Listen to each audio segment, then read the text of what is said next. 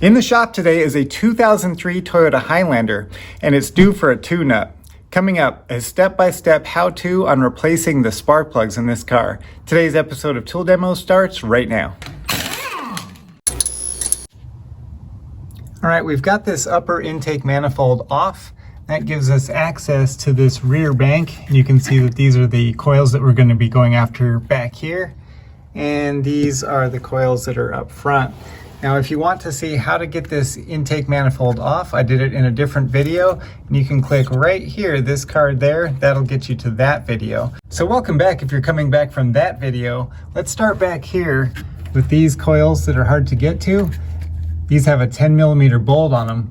We'll go ahead and pull those out, and then we can get those spark plugs.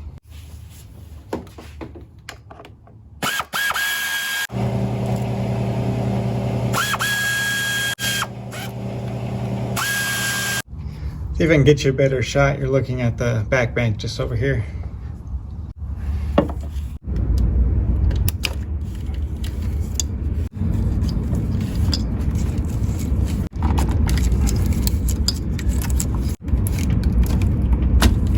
All right.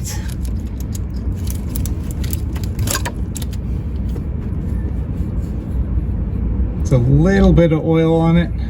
If these coils are a bit stuck on the spark plug, you can use the cat claw and kind of get under here carefully to pry them up.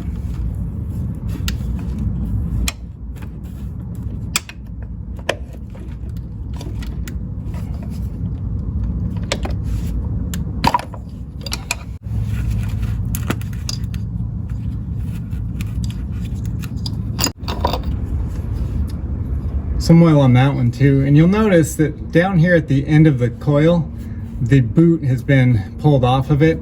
It's still down here on the plug, so I'm going to grab those off. You see that?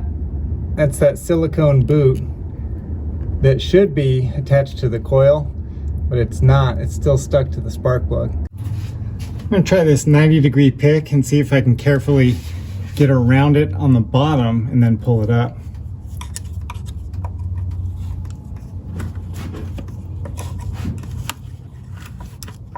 Not quite long enough. Let me get my longer one. See if this little guy can do the trick.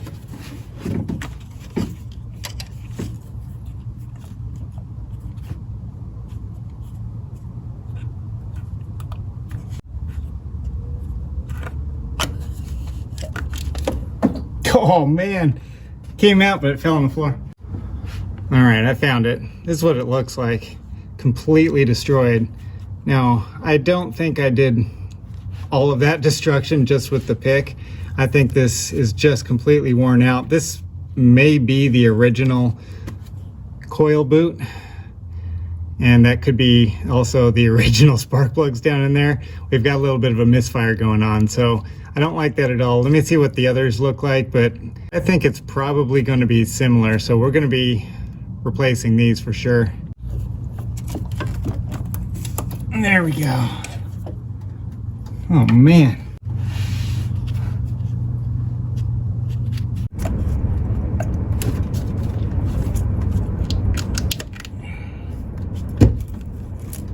Oh, there's a piece of it. There it is, chewed up, nasty, mangled. I don't know what those spark plugs are going to look like, but let's check it out. Before I take out those spark plugs, let's go ahead and blow out those holes to make sure there's no garbage and dust inside of there that'll get in the engine.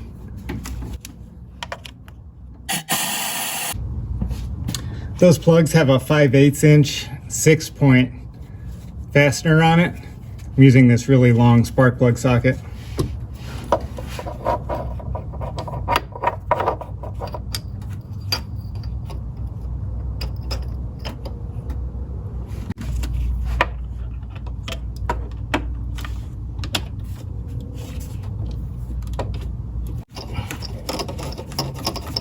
All right, moment of truth. There it is. Pretty black. No wonder it's misfiring here. That is nasty. And this is a Bosch Iridium. It's not the NGK that this car was built with, so it's been changed before. And there's that one. Not as bad, actually. All right, the proper plug for this car, NGK Iridium. There's your part number, IFR 6T11. This is what you want. Don't try to gap these.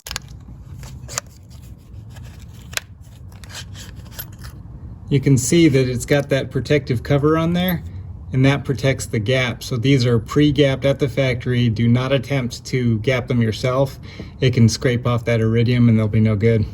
This is the tool I like to use to install those spark plugs and get those threads started so I don't damage them. It's just a rubber tube. So I'm going to use the bigger hole here and just put it on like that, and then I'll carefully fish it down into that hole and start those threads. I like that it's rubber so it can curve around the firewall here and not have it hit the sides of the well. Okay, I can feel the thread, so I'm just gonna very lightly start spinning it in.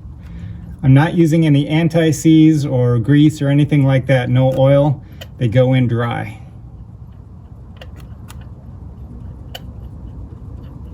I think you can hear it squeak. All right, I felt it bottom out, so now I can just pull the tool out and let's get another one. All right, number 3 cylinder goes right in here. This is made by Muller Coops. I did a video on it. You can use just a rubber hose with the right size diameter. That'll work also. I just like this one, it's green. All right, number 1 cylinder. Now we can go back to the socket.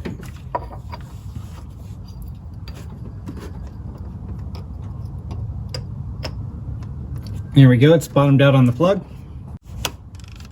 18 Newton meters, not a lot of torque.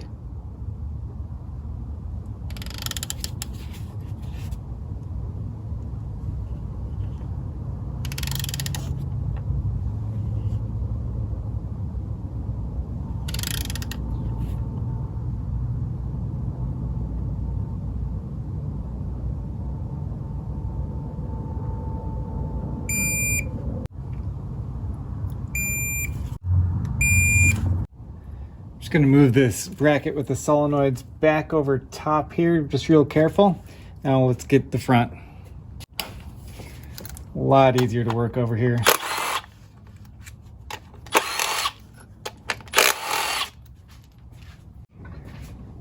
They're a little bit stuck on there, so I'm going to use these pliers just to push down the tab and pull that connector off.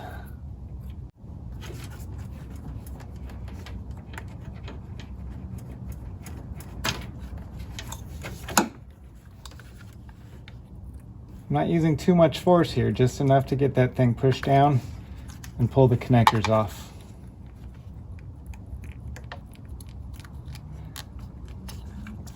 Also look here, I'm not pushing at the end of the tab, more in the middle where it's a little bit stronger. All right, that came out with the boot intact. There's no oil. Uh-oh, look at that. Can you see it? A little bit of a crack down here on the coil. That's no good.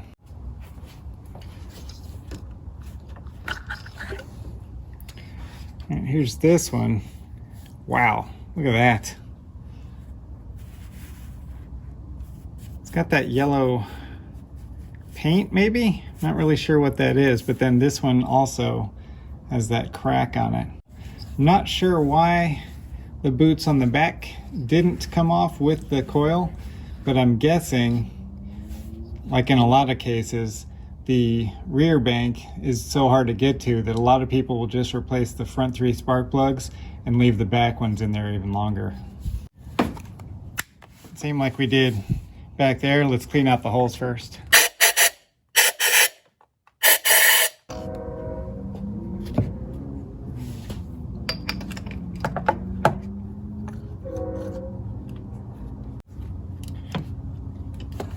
Just breaking these loose by hand so I can feel it. And I'm going to go back in with the nair ratchet to get them out quicker.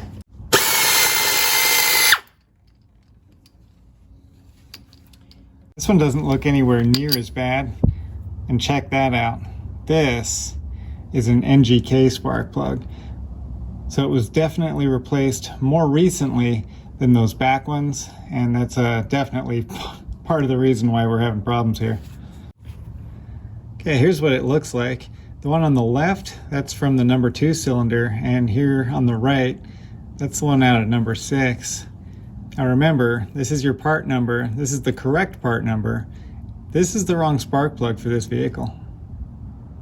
Well, I'm glad I went out to Rock Auto and got some good spark plugs.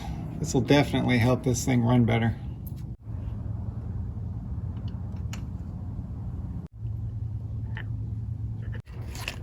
I know it's difficult to work on that rear bank 1 on this car, but it's got to be done. This thing just will not run right if you don't do a proper tune-up.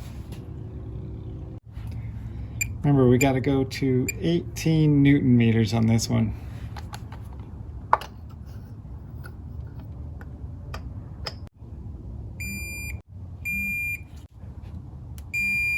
I'm going to replace the coils now, and I'm going to use some dielectric grease. This is the stuff you want to put inside of the coil boot because you don't want these sticking to the spark plug and tearing up like you saw on the back one. So just a little dab there, not a lot, just a little bit.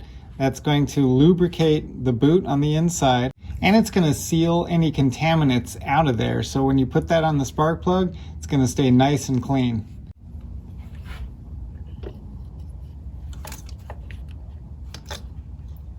I like to just give it a little bit of a twist right there at the end. Now there's a spring inside of there, and that spring is pushing it back up. It's no big deal. As long as it's seated, we're going to put that bolt back in. Just start the threads and then you can run them down. Just a couple hits with a 1/4 inch impact is all you need. You definitely don't want to over torque those.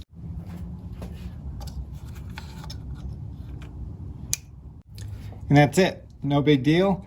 The other 5 are going to go the exact same way, but remember, I still have to source those new coils and the new boots before I can finish this job. So in the meantime, there are plenty of other repairs that need to be done to this car. What I'll do is put those videos into a playlist, which you can click right over here to start watching those.